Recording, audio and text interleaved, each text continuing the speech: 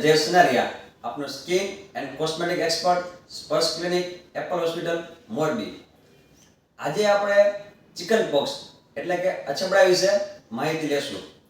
તો સૌપ્રથમ તો આ ચિકન પોક્સ થાય છે એનાથી, તો એ થવાનું કારણ એક પ્રકારનો હર્પીસ વાયરસ છે અને આ રોગ છે ચેપી રોગ છે અને ખાસ કરીને વસંત ઋતુમાં એટલે કે હોળીના સમયમાં કે અંગ્રેજી માસ મુજબ જોઈએ તો ફેબ્રુઆરી અને માર્ચ મહિનામાં આ વાયરસનું પ્રમાણ વધારે હોય છે.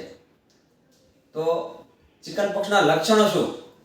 તો સૌપ્રથમ જ્યારે કોઈ દર્દીને આ વાયરસનો ચેપ લાગે ત્યારે શરૂઆતમાં ગળામાં દુખાવો થવો, માથામાં દુખાવો થવો, તાવ આવવો, તાવ સાથે ઠંડી આવી અને શરીર ઉપર લાલ કલરના પાણી ભરેલી ફોડલા થતા હોય છે. ખાસ કરીને ચેસ્ટમાંથી શરૂઆત થઈ બોડીના હાથમાં, પગમાં અને આખા શરીરમાં પાણી ભરેલી ફોડલી થતી હોય છે. સાથે સાથે ખંજવાળ પણ આવતી હોય છે. તો આના નિદાન માટે આપણે શું કરવું? તો નિદાન માટે તમારે ચામડીના ડૉક્ટરને બતાવી એ કે પ્રમાણેની સારવાર કરવી જરૂરી છે. તો એની તકેદારીમાં શું કરવું આપણે?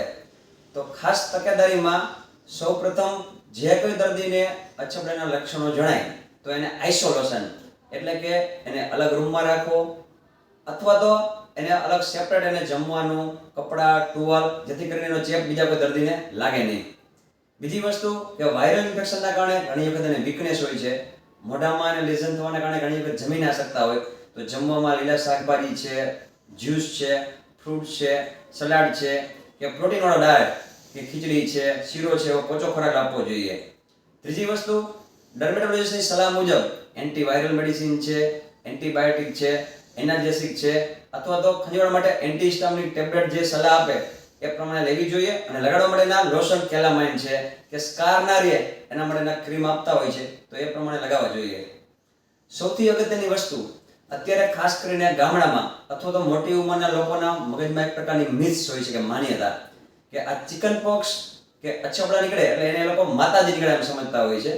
તો એ માતાજી નીકળવાના સમય દરમિયાન એવું કહેવામાં આવતું હોય છે કે દર્દીએ કાંઈ નાવું ના જોઈએ, ઘરની બહાર નીકળવું ના જોઈએ, માતાજીને નમાવો પછી ડૉક્ટરની સારવાર કરવી જોઈએ.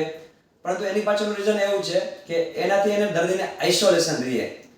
પણ મારું કેવું એવું છે, ભલે તમે માન્યતાને ફોલો કરો પણ સાથે સાથે ડૉક્ટરની સલાહ મુજબ જો એનું પ્રોપર સમયે ટ્રીટમેન્ટ કરવામાં આવે તો એની સિવિયરિટી બહુ વધતી નથી હોતી, જેથી કરીને પાછળથી એના કોમ્પ્લિકેશનમાં કાંઈ ઇન્ફેક્શન થવું અથવા તો ઘણી વખત સિવિયર ઇન્ફેક્શન થતું હોય તો એના સ્કાર બહુ અગલી દેખાતા હોય છે. અને આ સ્કાર એના મેટ્રિમોનિયલ એટલે કે લગ્ન સમયે અમારી પાસે દર્દી આવતા હોય છે કે આ સ્કાર અમને કાઢી આપો.